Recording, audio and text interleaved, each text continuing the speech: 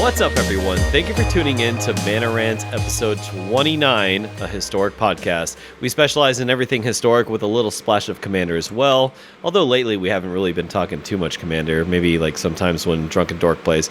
But we are the Mana Dorks. My name is Michael Apollo, or better known as Arcades Big Dumb Wall. Next, this man cries himself to sleep at night because Ugin and Uro, his feelings. We have Hoshi.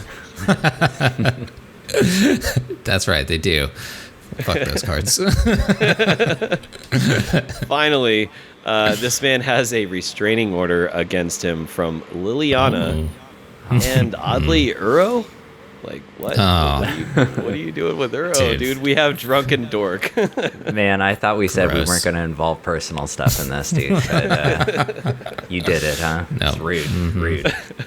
Done did it. And yeah, we are the Mana Dorks, and this is the Mana Rant, episode 29. The way our show works is that we actually follow the phases of Magic. We have our Untap, Upkeep, Draw, Main Phase, Combat, Main Phase 2, End Step, Cleanup, and Discard. I'm getting pretty quick at that. And just like you start every game of Magic, we start with our Untap phase. And that's where we crack a drink of our choice and talk about what we're drinking tonight. So let's untap her up. And just to make this short and sweet, I am in training, cleansing. So I'm drinking the same thing I've had for now 3 weeks. This delicious apple cider vinegar, water mixture, disgusting stuff. So yay. What about you, Drunken Dork? What are you drinking? I'm back to full fat beer, boys, this week at least. I got Black Raven Coco Jones, a coconut porter, and I am super excited. Mr. Wizard. Something's brewing. Some kind of concoction. Yeah. So this is a 12-year single malt scotch. It's the Glen Grant. I haven't had this before, but it says that it has notes of apple pie, caramel, almonds, and notes unfold the intrigue with every sip. Oh. Yeah. That's right. Kind of a fancy way to say get you drunk. Yeah, pretty much. That's what I heard. Oh, that's tasty. All right. You know what? I am seeing the apple pie notes and the shut the almond. fuck up. Whatever. You taste alcohol. That's it. Cheers, fuckers. Let's have a good episode. Cheers. Cheers. All right. And after our Untap is our Upkeep, our quickly rising popular phase, the Reddit rant. So I'm going to turn it over to Hoshi, the internet's most favorite ranter, and he's going to tell us what we're going to rant about this week. Take it away. All right, so Reddit Rant is where I scour the internet for lunatics. I love lunatics, and this game really brings out a lot of them because Magic is a game of skill and Tybalt's trickery and Ugin, which are the opposite of skill. And it's also a game of super frustration when people play Uro and Ugin and Tybalt's trickery and that stuff. So some people like to scream their aggression into the internet, and this week was actually a little difficult to find a Reddit rant. I had to go back 21 days to find a good one, but this is a gem. This is quite the rant right here by Danu von Koopa. This is Kaldheim is a mess of a set where almost every theme and every mechanic feels underused. Okay, so here we go into the meat and potatoes. Now that we have a good look at the whole set, I can't help but feel underwhelmed.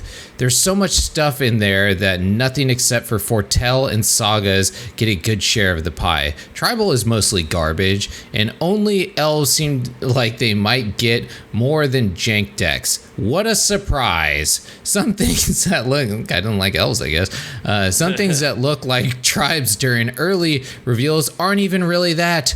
Dwarves have one mediocre lord and no other payoffs. Giants are is-it fodder with no early setup for any tribal play. Berserkers have no real endgame to speak of, and Angels will most likely vie one support card for jank cleric decks that are probably better off without them.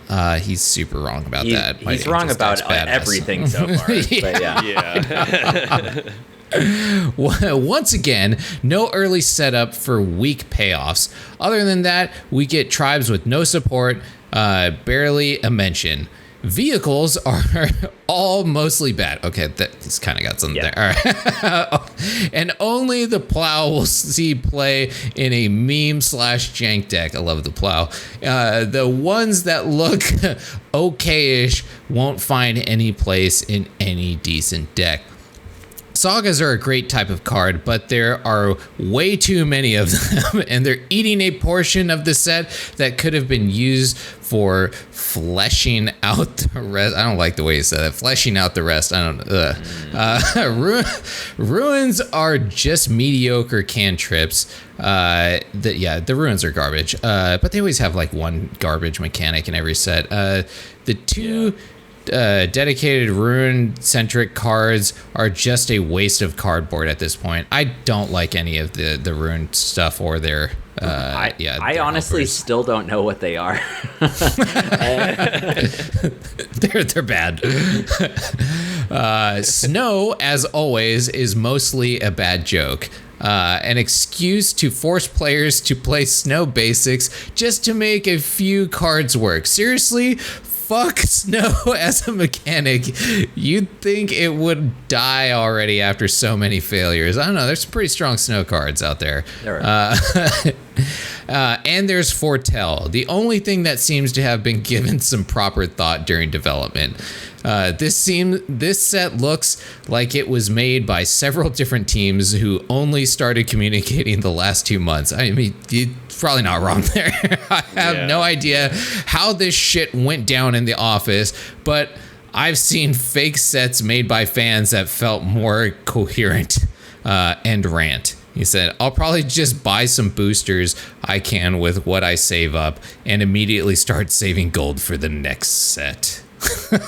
So I love the first comment after this, and it's, sir, this is a Walgreens. That's really good. And I love that. I love that this has been up for 21 days with 0 upvotes. This guy. This is exactly what I can't stand about people. Every time a new set comes out, there's always these trolls. There's always these like negative-minded people who just hate everything. Every single set that has come out for the past few years is the worst set ever. This is the worst set. This is the worst set, and this guy's doing the same thing. You can't predict how things will be, but you can have fun brewing, right? Like, your angels and elves, and just because giants seem to be an Izzet doesn't mean you have to be Izzet. You could be Teamer. You can splash for a color that's stronger. Like, having that negative mindset is like, I find very frustrating, and this guy is the culmination of all that, and I can't stand it. I mean,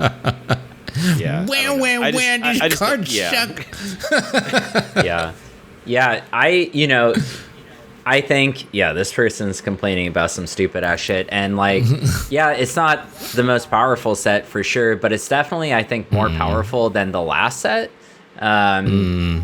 And I think it's making more of an impact on gameplay, whereas the last set had modal lands, which are used a lot, but they didn't really change the way people were playing in best of 1 and best of 3. They just added land, like where they could slot in lands, they added some other cards, some modal lands. And it's way better than what the heck is it called? That really powerful Throne of Eldraine. We don't need any more of that. I will take this over Throne of Eldraine. Yeah, Throne of Eldraine was great and made a huge impact on literally every format to ever exist. And so like this is a lot better than that. And these tribes are actually viable. Like I am, like Apollo was saying with Teamer, I have a Teamer Giants deck. Hoshi has an Angel deck.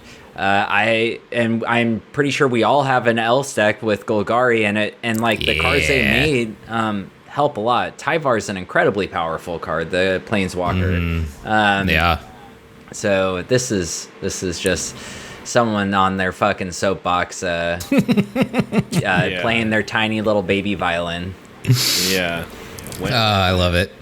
I love it. This made me so happy. Two things too, like I want to point out, like, okay, so sagas, yeah, there's a lot of sagas. I actually like it. I think it kind of fits the whole like Norse mythology, you know, like telling a story, like, plus, like, you know, on a like entertainment side, it's cool to print something different. Yeah. Like, why do you want the same old thing all the time? Enchantments, planeswalkers, creatures. Like, let's get something new, a saga. Like, I like sagas, and these sagas are really cool. Yeah. They're definitely not as powerful, though, for sure, but they are fun. They're fun. Yeah, and I think that's the big takeaway here, is that the set is meant to be fun, you know? Like, the runes and stuff. Like, I agree with Drunken. Like, I don't know what the fucking runes are, but I imagine they're good for draft, you know, like, or sealed or something. A lot of people need to understand that they're trying to build, like, a card set that's, you know, viable in almost everything. And a fun draft is, you know, people like playing that stuff, you know, like they like playing draft, they like playing sealed, and they need to print cards for that too, you know, like dwarves or whatever. I don't know. If you're a dwarf guy and you want to play dwarf vehicles, do it. You don't have to play competitive. I don't know. No. And rant. And there's your rant, guys. Right back at you, Dan Von Koopa. Right back. Yeah, get out of my Walgreens.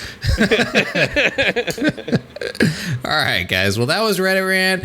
Hey, if you guys got a rant out there that you want me to take a look at, send it our way. You know, we got our email in the description. Just, send it over there. And that's it. Back to you, Paul. All right, so after our upkeep is our draw phase, and that's just what have we been doing in the world of Magic. You know, whether we're playing or, you know, theory crafting, whatever. So let's turn it over to Hoshi this week. What have you been doing this week in Magic? I have not had a ton of time to be theory crafting or anything in Magic. I have been trying to refine my Golgari Vorinclex deck, which I think I've got it pretty good now. I added some snow stuff into it, and it feels pretty good. I think I'm gonna put out a gameplay in a couple days on it, and that's really. And then I've been refining my angels a little bit, and there's a couple. Man, I can't remember. There was some other type of deck that I was gonna work on. It'll come to me at some point, but that's about it. All right, Drunken. What about you? I've been playing Historic. I recently got those precons from Commander for the Commander from Kaldheim. You got them too? Yeah. Sweet. Yeah, they're really cool. I actually really like them both. They're pretty powerful on their own, which is always nice. I think they've been stepping up like the deck construction and the synergy of these decks, like these precons. Yeah. And I like that.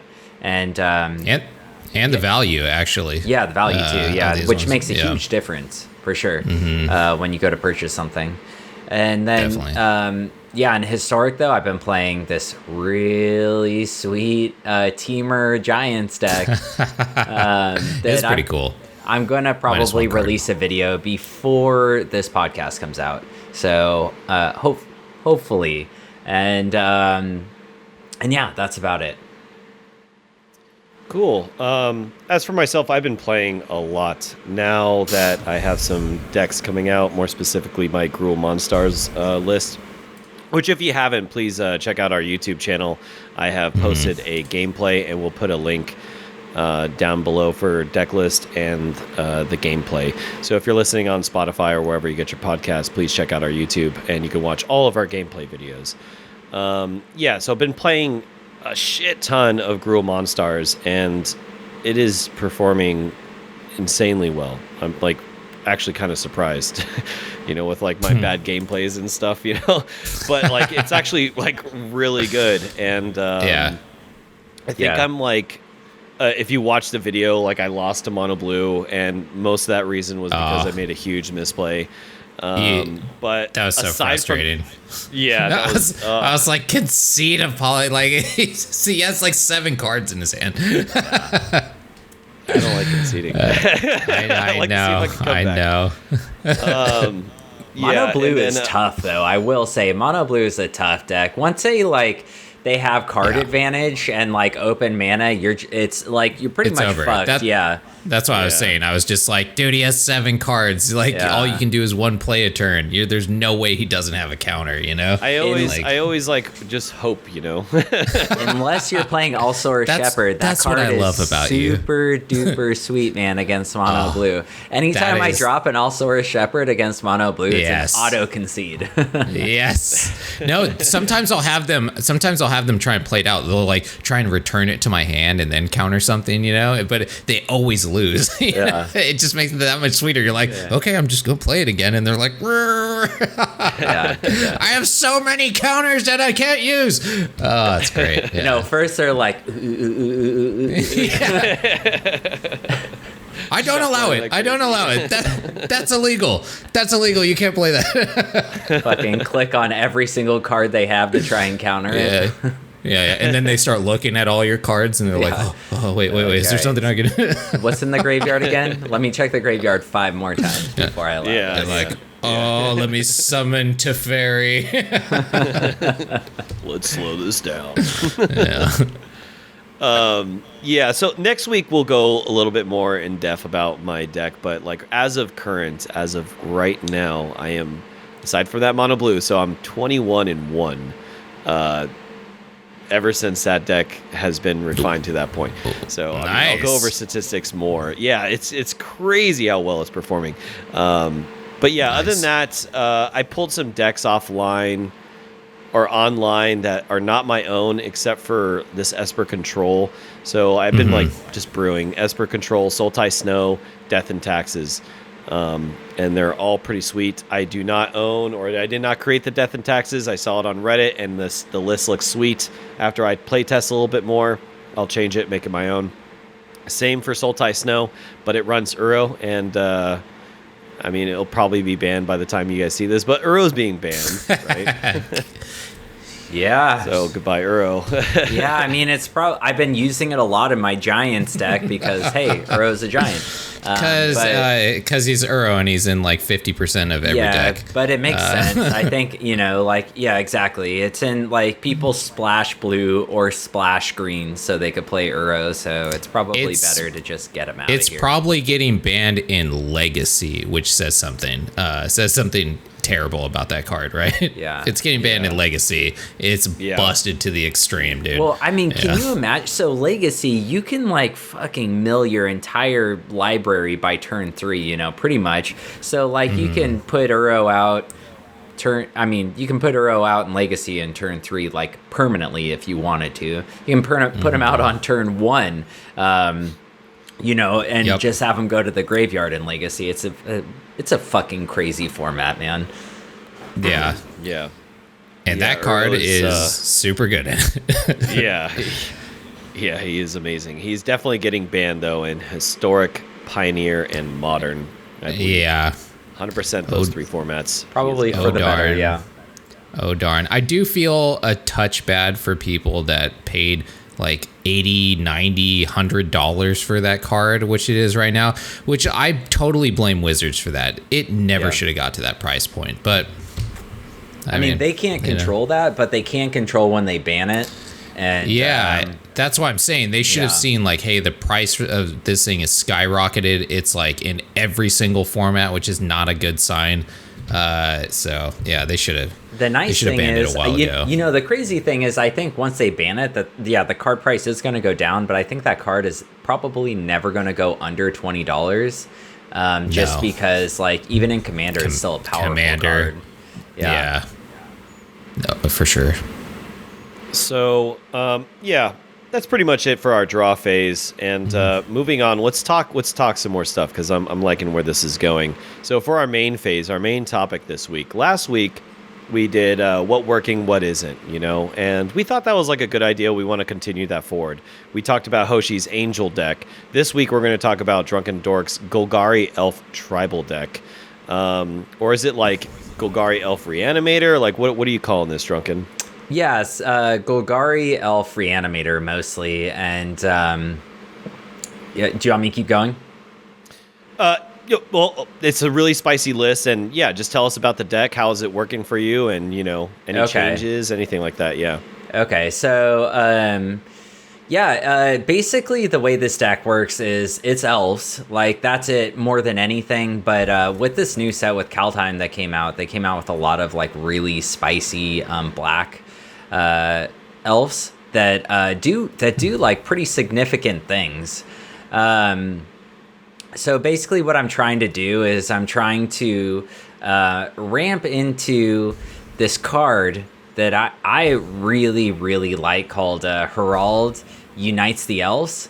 And and when that hits the battlefield, it's a saga enchantment.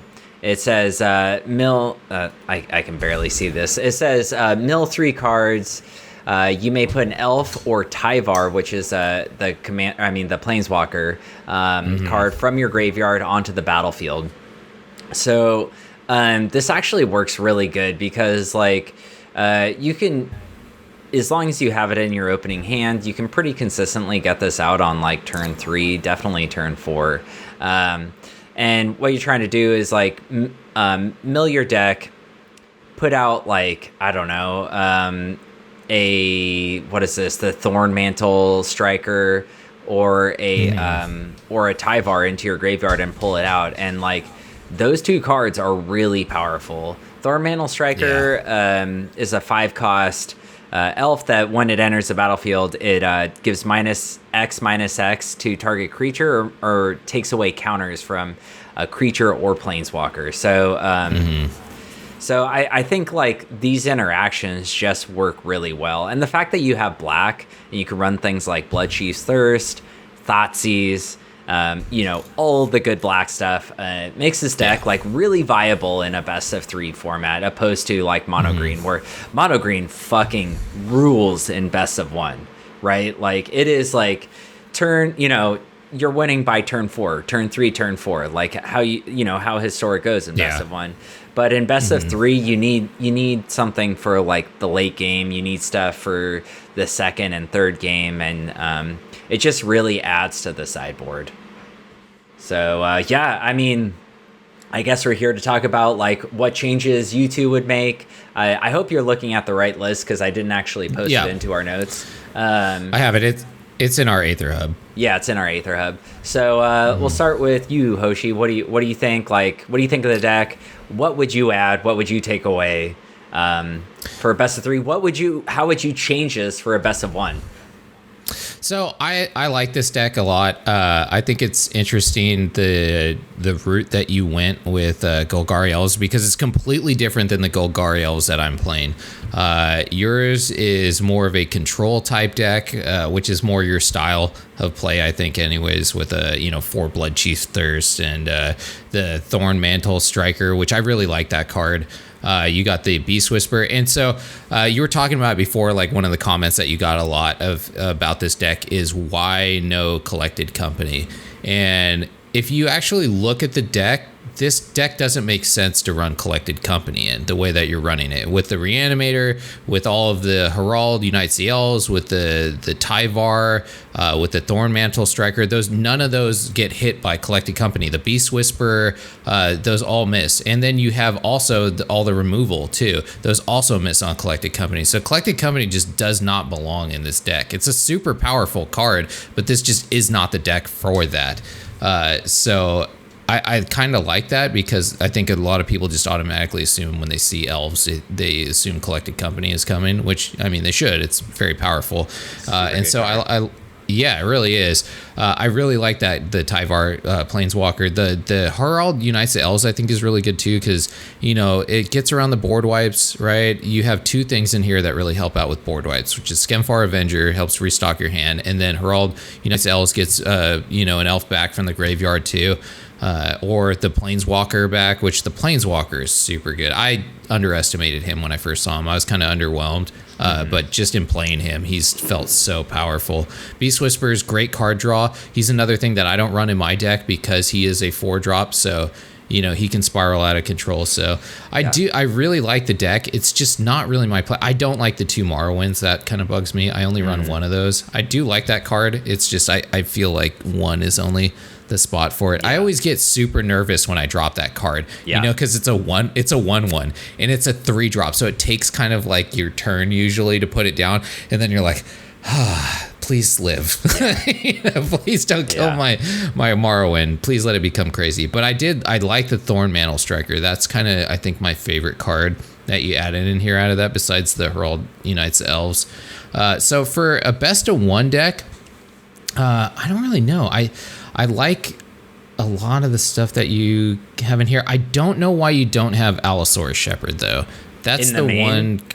Yeah, that's the one kind of thing that bugs me. And it's not because of counters, right? Like, you might run into counters, but Allosaurus Shepherd has a super powerful pump on him, which is better than the pump that's on Elvish War Master. So I feel like at least 2 Allosaurus Shepherds should be an auto include in the deck. Maybe you could scale back like a Skemfar Avenger and a Morrowind to get like 2 of those in, and they'd help out with maybe your early game.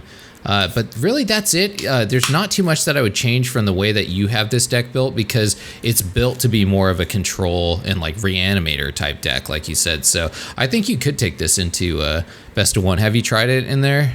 Yeah, I do have a best of 1 version of it that works a lot better than this, where I actually run what is the Crippling Fear in the main. And I think that card, like, I take out, what is it? I think, I take out a Marwyn, and I take out something else. And I also run Allosaurus Shepherd in the main. But, it's always, it's always nice to hear someone else's opinion on something. But, this deck doesn't perform great in Best of 1, though, like the way it is.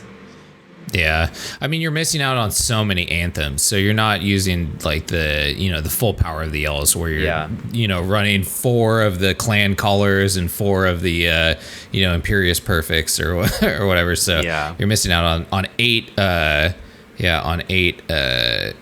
lords, which is a little rough. But I mean, Tyvar, I think, helps out a lot on that, and being able to get him on the battlefield with Havar Unites Elves is a interesting strategy. It's really cool that you're able to do this with elves and still have it be a pretty consistent good elf deck. I like it. I don't think I would change very much, honestly, from the way that you have it. It's hard to say what I would take out. Probably the Visionaries too. Elvish Visionaries are great, but I think there's just so many like better powerful elves in there, like maybe a couple more lords or something, the shepherds. That's probably all I'd change. Sweet. Yeah, sounds good. Yeah, I agree. I agree with what you're saying. Yeah, I mean, or I don't disagree with what you're saying. Yeah, the Elvish Visionary, the only reason it's in there is for card draw, but that's a hard thing with green, right? Unless you're like going heavy ramp, it's hard to get that really good card draw, and Elvish Visionary is definitely not really good card draw at all. No. But I did want to say this. I don't know if you know, but like Marwyn and Tyvar actually work really, really good together.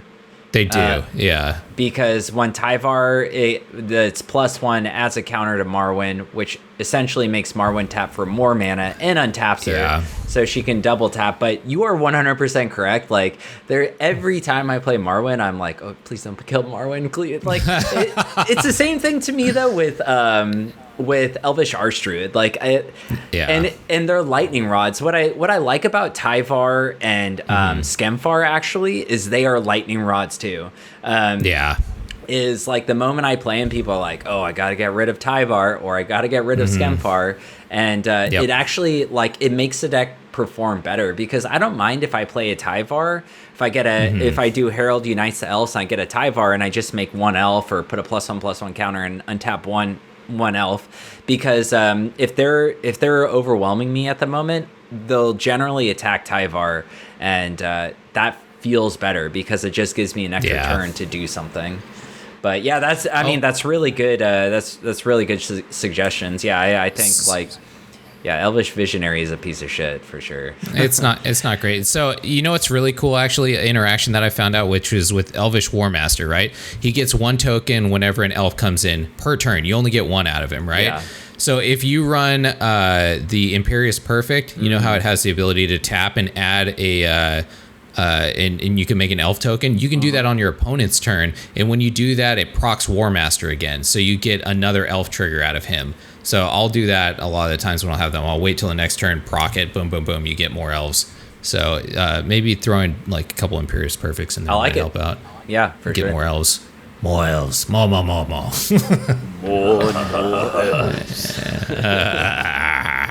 All right, Paula, what do you think? What would you do? How would you change this? I'm not a best of one player, and hearing what Hoshi had to say, I got to completely agree. I'm a best of 3 player, and to be honest, I actually really like this list. Aside from playing against you with this deck, I liked Marwyn. When you played it, it worked really well for you. You were able to get a lot of counters on it, add an insane amount of mana, cast more creatures. You had where's this card at? Realm Walker out. You were casting stuff off the top. You're kind of going off, and it's pretty insane. The changes that I would make is changes based on, I guess, just how I would play it. I see 2 avenues with this deck. It is more control-y, more mid-rangey, and I think I would just probably go more all-in on that. Cut the fat, maybe Elvish Visionary. So if you don't have big green card draw, then maybe Hand Disruption is even more better. Something like Agonizing Remorse or whatever, or something to like attack their hand, discard. So that way you're able to do your things. A point that you made out that I completely agree with is Lightning Rods. When I play my Gruul deck, I don't mind removal at all. Like, the more that they're wasting to get rid of things, so that way I can keep like my big things. In your case, Herald Knight CLs, Tyvar, Skemfar Avenger or whatever, Thormental Striker. So that way you can get your core out and that stays. I think that's pretty key. Hand Disruption is a way to do that, I think. I will say this. I absolutely love your sideboard. I've been actually like sitting here thinking like, I love the numbers. I love exactly what you have in. I love the theme. I love that Allosaurus Shepherd and Rexage are both elves. And then they're obviously, great against, artifacts and enchantments, and then Allosaurus against blue. Or Allosaurus is just good. Yeah, that's a great card. Or just your opponent. Like, I love the numbers. I love the exact cards you have. So sideboard, I don't think I would change anything. But this is just like a meta call, I'd say. Maybe just trim some numbers. Maybe whatever isn't working. I would say Marwyn and Elvish Visionary to free up 4 cards. But again, I've played against you with this deck, and Marwyn, really overperformed for you. So it's good. I definitely think you either have it or don't, right? Because if you have one, I don't know. Just one. Maybe I'm. That's what I. Maybe I'm in the minority in this. Maybe I don't think you should have one. I think you either should increase the chances of getting it so that way it can go out of control, or you just don't have it at all.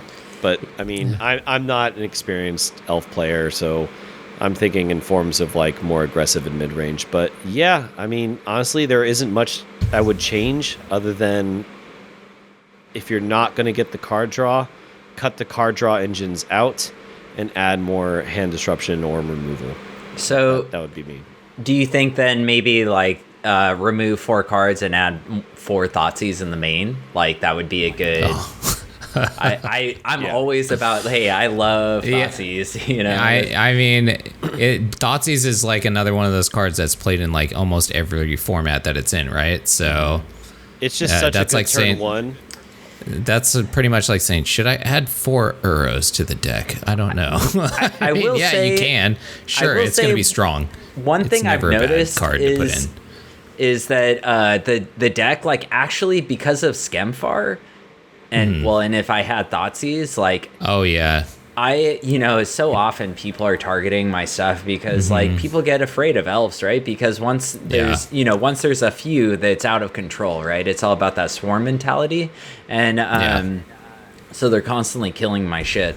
And with Skemfar out, if they don't, even though Skemfar is a lightning rod, if they don't get rid of it, like, it's ticking me away. And then with Thoughtseize, eventually, like, I'm losing life just on my own fucking cards, which sucks. It's true. But, like, so I definitely think I need some type of life gain. And originally this deck had that other, I think it was a Skemfar. I don't know what the hell it's called, but it's like when it enters, you gain life. The one it's holding the black one. Yeah. Okay. You either gain life or a target opponent loses life based on the amount of elves you had. And I had 2 of those in my deck, so maybe I need to put 2 of those in and take out Elvish Visionary.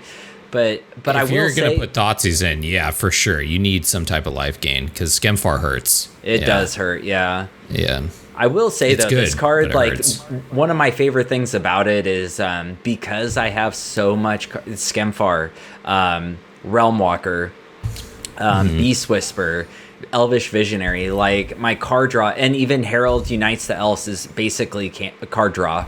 There's, like, that's what I like about this deck the most, opposed to, like, mono green elves, is, like, it's not just I dump my hand, like, there's constantly, like, I'm constantly drawing cards in it, which there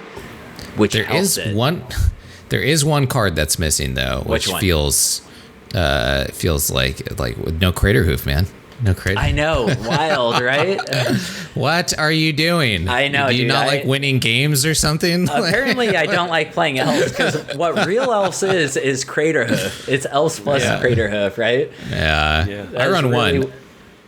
Oh yeah, I run one, and then I run the other elf that grabs them out of my deck too. The 3-drop, because I play Coco, so if I pull that 3-drop out, right, then I can grab Crater Hoof too with it. So and I'm trying to, like, minimize the amount of, like, failures from Coco, and then your opponent looks at their hand, they're like, no. Right? They see that go in my hand, and they're like, oh, okay. Yeah. It's over. No, maybe Duress is good enough, though. Like, what are the problems with this deck? Non-creature spells, right? Like board wipes and the like. Yeah, it's true. So maybe that's a good point. As opposed to Thoughtseize.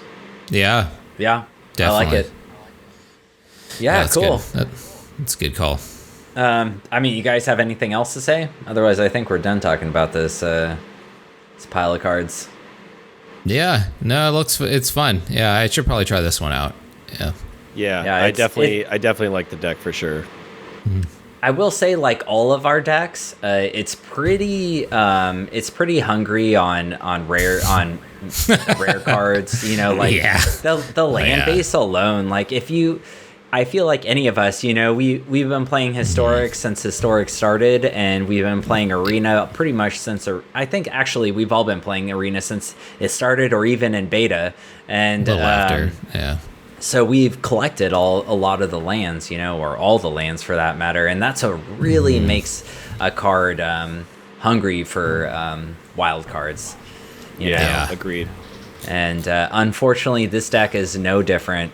It has a lot of expensive lands in it, even though it's 2 colors. So, if you have the cards, or you have the spare wild cards, it's definitely a fun deck to play on the ladder. But if not, trim the fat. We didn't even talk about your lands. You're running Phyrexian Tower in there. That's interesting. Oh yeah, it's I have 1. I actually thought about putting 2. It's because it's for exile reasons, because I actually want things to go to my grave for Herald Unites the Elves. So I can cast Skemfar. I can cast Thornmantle Striker. I can sack it to Phyrexian Tower, and then I can recast it with Herald Unites the Elves.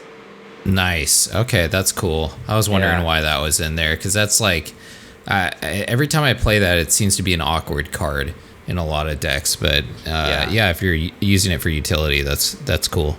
Yeah, because there's no other sack outlet that you have. Nice. Yeah, it's fun stuff. I don't know. The one land I will say that the Skemfar Elder Hall, I've actually used that once in a game, and it worked really well. But the fact that it enters tapped, is just like makes it a giant pile of garbage in comparison.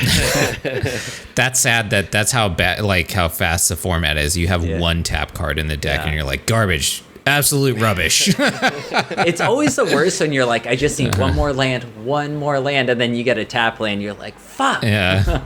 You're like, sure, I get elves and it kills a creature or whatever, but it taps. It comes to tap garbage. Yeah. Yeah. All right. Cool. Well, yeah, that is Drunken Dorks Golgari Elf Reanimator deck. And once again, if you guys have not seen, if you're tuning in, listening to wherever you get your podcasts, please check out our YouTube channel because we also have gameplays of that. And Drunken takes this deck into ranked and has some good times. So, be sure to follow our YouTube. Subscribe if you haven't. Click that bell notifications. That way you're posted on all of our videos and our weekly podcast, which releases every Sunday. So after our main phase is our combat. Something we've been talking about quite a bit is Kaldheim and its many abilities and mechanics and stuff like that. I mean, even Hoshi has found a Reddit rant where people complain about said mechanics.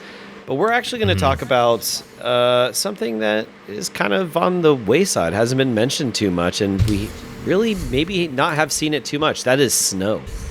And we're going to see if snow is actually viable. Is it good in Historic? If you guys don't know, snow was something that came out, I believe, during Ice Age. I don't know if that's the first time. I think it is. Yeah. So pretty much it's just snow typing. There's snow creatures. There's snow basics. And what do you get with that? Well, there's some cards that care about that, care about snow. Did we get enough snow cards from Kaldheim? I don't know, but we're going to find out right now. So, Hoshi, I'm going to turn it over to you. Is snow good in Historic? First of all, before I get into that, I just want to mention that, hey, all the decks that we talk about in here, we're going to put in the, we'll have links to those in the comments below. Good call. As well. Absolutely. So snow is pretty interesting. I feel like it's a very, I don't know. I'm conflicted on the mechanic, right? I don't like it in the way that it's like, you might as well just auto-include snow lands, right, for certain things. And it's just a weird mechanic. Snow sorceries, snow creatures, snow, snow lands and stuff. It's. I feel like this is one of the weirdest mechanics besides like mutate, really, that's out there. And I don't know if it's super powerful. I mean, first of all, have you guys ran into any snow decks in Historic? Yes. Really? Yes. Okay. I have not. I've ran into 0 snow decks. I've seen them in Standard, but I have not run into any in Historic yet. So I'm running some snow lands in my Golgari deck, and I am running them basically because of Blood in the Snow. And Blood in the Snow is a bomb card. Yeah, if you don't know, it's a 6 mana, double black, 4 colorless card, and it's choose one, destroy all creatures, destroy all planeswalkers. And then what does snow have to do with that? It's a snow sorcery, but depending on the amount of snow mana that you use to cast this card, you can pull a creature or planeswalker out of your graveyard back to the battlefield after this goes off for free, based on whatever the snow mana. So if you paid 6 snow mana, you can pull something that is a 6 cost out of your graveyard, a creature or planeswalker, and cast it for free after the board wipe goes off. So pretty awesome. I love it. I've been playing that and I think it's crazy strong. And then the other one that I've seen that I think is really good is Search for Glory, which is a white 3 cast, another snow sorcery. Search your library for a snow permanent, a legendary card, or a saga card. Reveal it and put it into your hand, and then shuffle your library. So it's a tutor, and it's a 3-drop tutor, which sounds kind of crap, right? But then the snow mechanic comes in, and it says you may gain 1 life for each snow mana spent to cast this spell. So you gain possibly 3 life from doing this too. So that's basically like an Uro, right? To grab something out of your deck. So I think Search for Glory is a really good card. Other than that, I am not impressed by a lot of the snowlands. So what do you guys think? Like you said, you've seen them in Historic, and I unfortunately have not. So I want to know what you guys have ran into and if it was good or not in Historic, like if you felt threatened with your Historic decks. I've ran into Sultai Snow. I've run into Snow Aggro. And I played a odd Snow Tribal. Now, all three of these could be technically tribal. But this Snow Tribal one, like, I think he was, like, really trying something new. And it performed really badly. What's Snow Tribal? Like, so it used a lot. It was just everything was snow. Every single card. In the deck I was see. snow. I see. Okay. Yeah, like every artifact, every enchantment, every creature, every single thing was snow. And I was like, oh, okay, cool. Snow Tribal. What is he going to do with it? Okay, die by turn 4. Okay. So I don't know if he had, like, bad hands because I beat him very quickly in both games. But the other two decks were a little bit more powerful. But once again, my Gruul deck beat them both fairly easily. But Sultai Snow is one that I really liked a lot, and one that I found, and I'm going to, like, deconstruct it and kind of, like, make it into my own. Okay. But yeah, that's what I've seen for Snow. It sounds like that one guy maybe accidentally hit historic instead of standard. He's like, wait a second, I've never seen these cards before. Why am I dying so fast? What about you, Drunken? What have you played against? So yeah, I've seen Snow, and I played against, and I loved it. I played against Snow Zombies, which is actually something I was brewing. But it's just not viable. It's just not a good deck. Like, I tried this, as soon as this set came out, it was like one of the things I tried because I love Tribal and I fucking love zombies. And I wanted to make it work because there's some good snow zombies. And so, there is. And when I came across them, I was like, oh, sweet, dude, someone figured it out. And no, their deck was just a big pile of garbage. And unfortunately, it was black-blue zombie snow. Okay. And yeah, I don't think that this is good. I do think there is good cards in Snow right now, but until they release more Snow, it's just, like, irrelevant. Like, I do agree with that ranter earlier that, yeah, this is, like, it's almost like an afterthought. Like, they are like, oh, well, Vikings, you always think of snow and shit, so we'll just add snow back in. Yeah, it's cold where Vikings live, yeah. Yeah, but, like, like, even though there are really powerful cards, it's like a lot of the powerful decks, unless you're playing mono red, which I have seen mono red snow lands and stuff to play, like, some of the mono red snow cards. They're just not good and not worth it. Like, because, like, I'd rather run a bunch of duels than any of the snow lands. Because their effects aren't powerful enough to validate something for the most part. But yeah, I think going forward, especially in Historic, like we've mentioned before, as soon as they do the Historic Anthology again, now that Snow's in here, they have, sky's the limit, right? They have unlimited card pool all the way back to beta. So they can start adding in cards from Ice Age, like good Snow cards. I want them to make Snow a viable thing. I think it would be really cool. There are some good cards from Modern Horizons, from Ice Age, from a few of the Snow sets. Actually, I don't know. There's only, I think, like 2 Snow sets besides Modern Horizons and Ice, or 1 Snow set besides those 2. But anyway, like, it'd be nice, like, add some of that stuff. Make it viable. Don't have it be an afterthought. Afterthoughts are always boring. We don't want Snow to be compared to Party or any of these other stupid mechanics that they add in, or fucking runes, When I say I don't know what a rune is, I am 100% serious. Like, I saw that and I was like, and I read the card mechanic was like, oh, go get a rune card. I'm like, well, this card sounds stupid. I don't know what a rune is, so I'm not even going to look it up. And then I don't think I've ever come across a rune since. Like, I just, like, I'll glance over the text, and if it sounds bad, like, it just immediately gets wiped from my brain because it's already full of alcohol and other shit, Like, so I don't have room for fucking dumb card interactions like that. That's funny, dude. But Oh, go. Yeah, I'm done. Oh, I was saying, I just saw a snow card that's actually pretty cool, I think, for Gruul, which is a Blizzard Brawl. I don't know if you checked that out. Oh, yeah, that card's sweet, man. Actually, it was in my original, I guess, build of it. Monstars beta. Yeah. And I had snow lands, and I had Blizzard Brawl in there. But I very quickly took it out. I think if you're gonna have snow, you got to go all in. Yeah. I think Sultai Snow is like the only viable deck. Even then, I don't think it's like tier 1 at all. But you know, that deck runs Uro, and Uro is leaving, so I think the deck just gets worse. Yeah. So yeah, I will say I have had great results with Blood in the Snow, from using it in my my Golgari Walkers deck. It works. It's great. I mean, being able to return something from your graveyard and wipe the board all at the same time is super powerful. I mean, it's a 6-drop, but I foretell it a lot of the time. So the problem that I found out with foretelling it is I reduce the mana cost.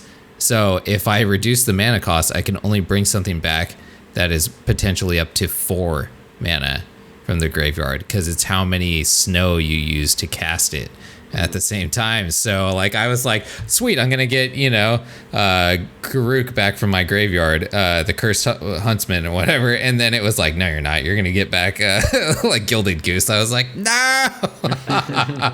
I foretold it, I made it cheaper. So I found out that little interaction. That was interesting. But yeah, I mean, hopefully they add some anthology to maybe spice up snow. In Historic. I think that'd be cool.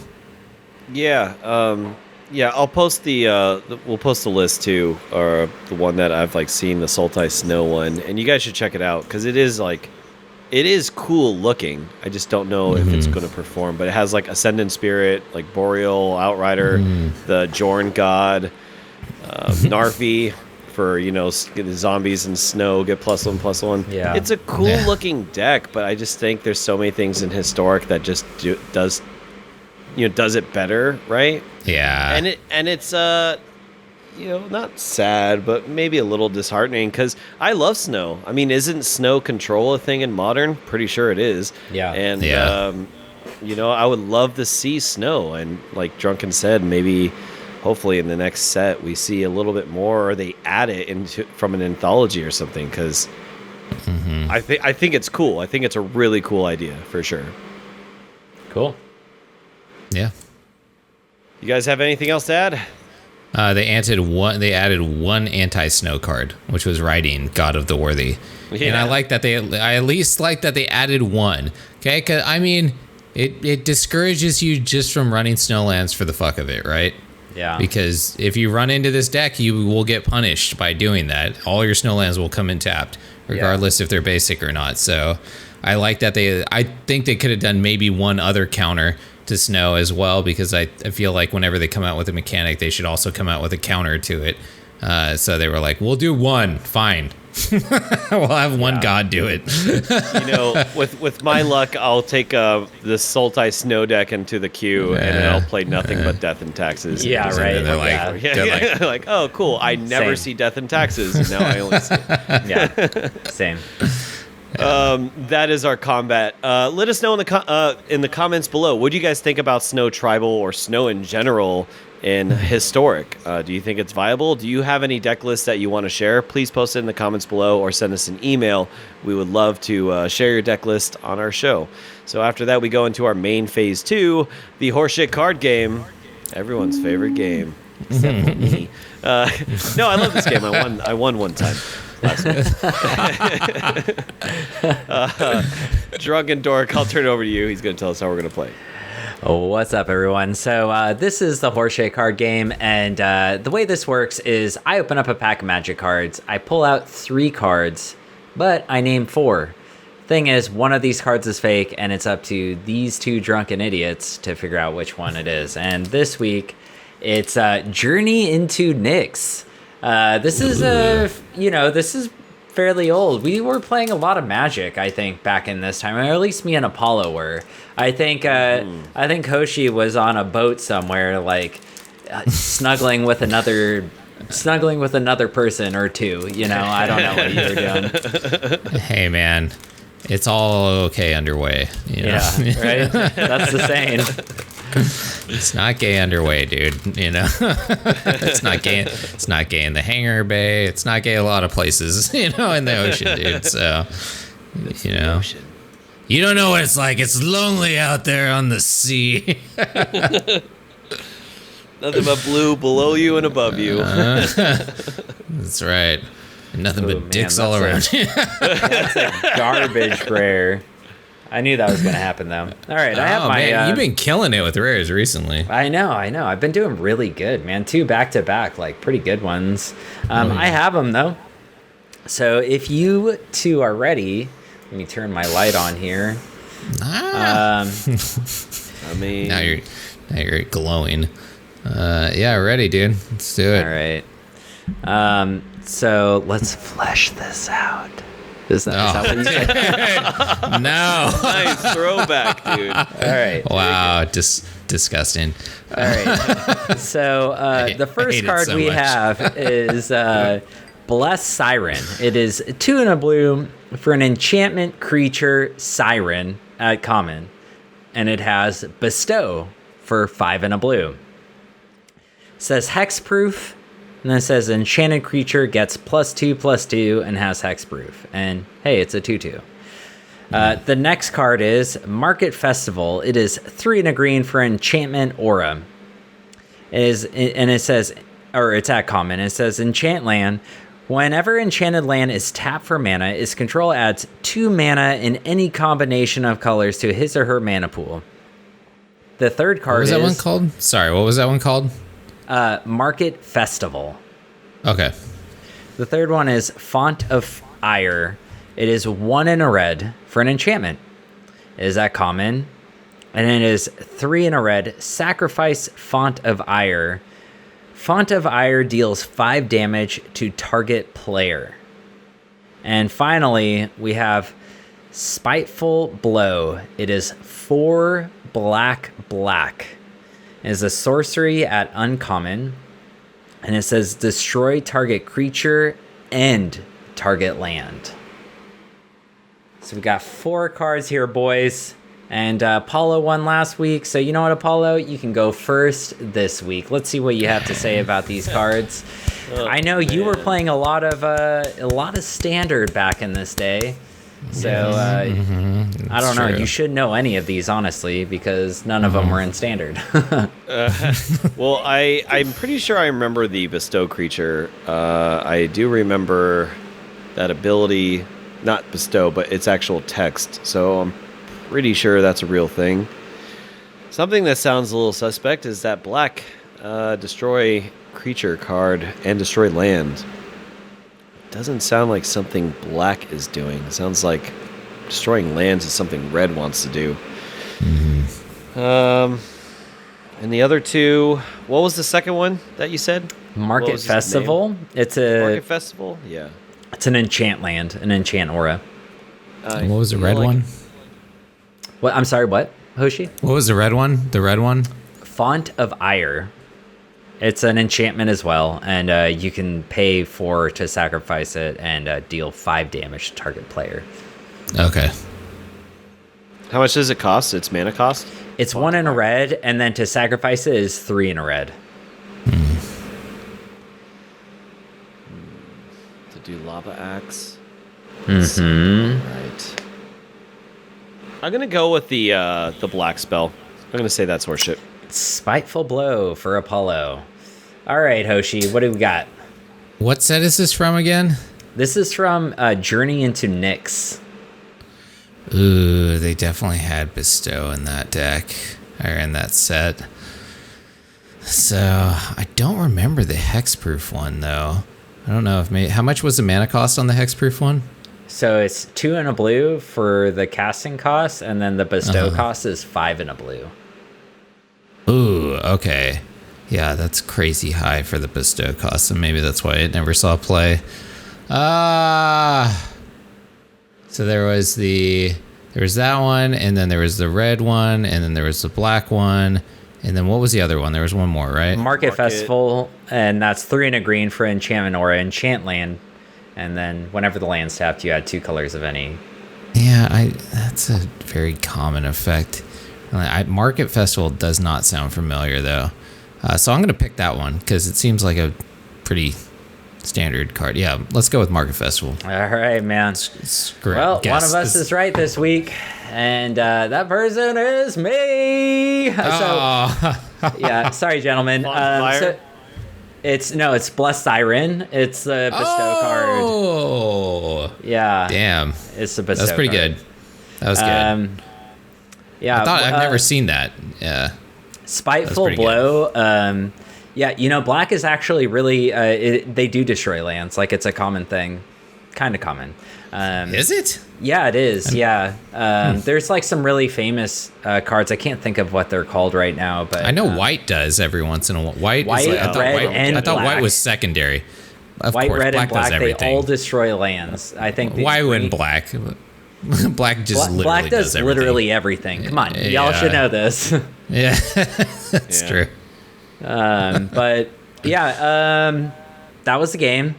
Nice. I won again. Yeah, good job. Wiener. Good job. That was it. That was a good one. That was the one that I was gonna pick. I was just gonna YOLO and pick it, but then the mana cost was so high for the bestow. I was like, maybe that's why I've never heard of it. Because no one would play something with that high of a bestow cost. But that was good. That was tricky. So I will say, going forward, maybe this is a meta fake, but I generally, when I make cards, I look at the set and I see what themes they have in the set, and I make cards based on the themes they have in the set. So me making, like, I was about to do Constellation, but I was like, no, I'm gonna do Bestow one because Bestow's stupid. Nice.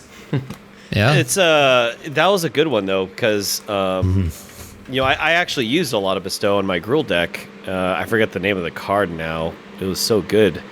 It was that Satyr. The green one? Yeah, Satyr. Yeah, fuck, dude. That one was dope in standard. Boon Satyr. Boon Satyr. Yeah, that's it. Yeah. But, I know there is a blue Bestow creature, and it's just, when you said it, so that's a good trick on you, because, like, when you said that, I'm just like, oh, yeah, it's got to be that one, because I remember one that was just, like, kind of shitty, I was going to pick that, but then you were like, I think I know that's when I was like, oh, you played the set more than me. So you actually fucked me up, Butler. So good. You don't need any more W's, dude. Let's get some L's in your alphabet, man. Paulo wins if Hoshi loses. Yeah, that's a true. good day for me, dude. Yeah. I'm gonna sleep like a fucking babe tonight, man. I'm gonna, get all nestled. Hoshi didn't win.